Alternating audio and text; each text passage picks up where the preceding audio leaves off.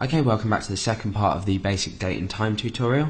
Now what I'm going to be doing now is, like I said, in the third point I'm going to be creating a countdown script. This is basically going to take into account a specific time and the current time, and we're going to use an if statement to check whether the time specified has been reached or not. So I'm going to scrap all this and I'm going to start again. Now I'm going to create my variable called current time, and this is going to be equal to how we've used before, the same structure. So for example, the most basic structure, HIS, which is easy to remember, it's his. And I'm going to create a goal time, and this is going to be equal to some plain text time, making sure it's in this structure. So for example, the time at the moment is 16:39, so that's 4:39. If I was to example say 42, and I'm going to create 0 there for just I want it on this specific minute. So we're basically saying that's the same structure as that. What I'm going to actually do is echo these both out. So I'm going to say here echo current time, and that is going to be current time, and I'll break that and say, let's just break this down so it's more readable. Goal time, and that is going to be equal to goal time, and I'm going to put a paragraph break there. Okay, so if we refresh this, we can see that current time, date, current, there you go, I've got the T. Okay, so the current time is 4:41 and the goal time is 4:42. So we can see that the seconds here are going up as I refresh the page. Clicking on the refresh will add the seconds up. Okay, so what I'm going to do is actually increase this to 45 because I'm going to be there for not quickly. Okay, so underneath here what we want to do is we want an if statement. So the structure for our if statement and our curly brackets. In fact, we probably won't need these, but I'll keep them in anyway. What I'm going to do is I'm going to say if the current time is bigger than or equal to, so just like you do with another numerical value, even though these are being displayed as string values, so in fact we're comparing two strings, and I'm going to say goal time, and the result of that is going to be, I'm going to say echo, and I'm going to put this in bold,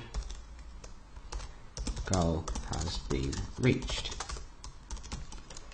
Okay, so if we refresh here, we can see that at the moment nothing's happening. Now it's a bit inconvenient for the user to keep refreshing, so inside here I'm going to add a bit of HTML.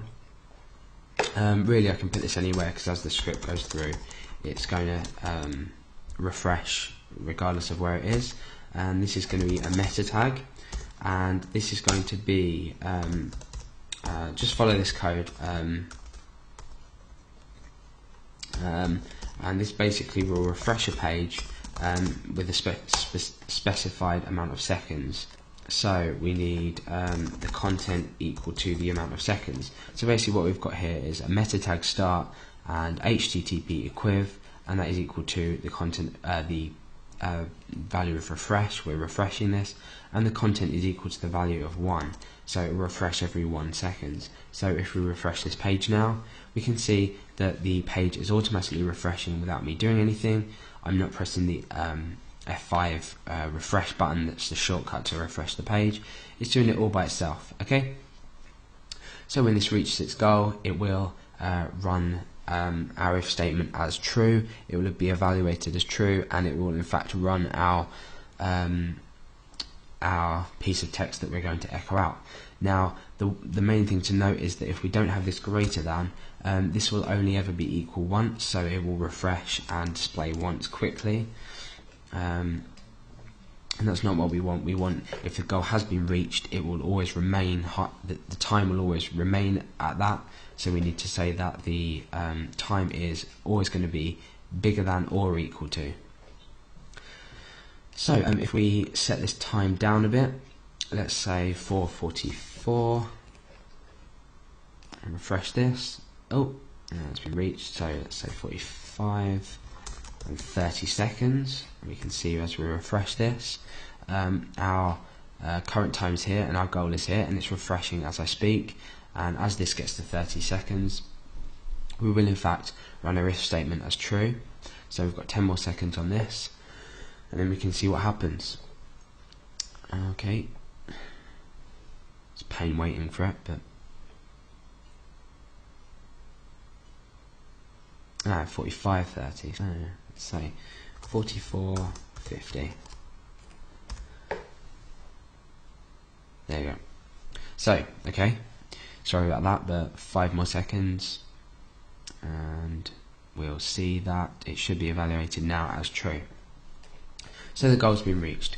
So we've evaluated the time as the structure that we've created it under our date function, and it has in fact evaluated, and we've echoed out what we wanted, and we're using this piece of HTML code to refresh our page every 1 second. Okay, so that's basically it for my time tutorial. There are more advanced features of this which I'll probably be using in some of my other tutorials, but for now this is basically what you need to know and how to manipulate time, and there you have a simple countdown script that you can play around with, make more advanced, or do whatever you want to do with.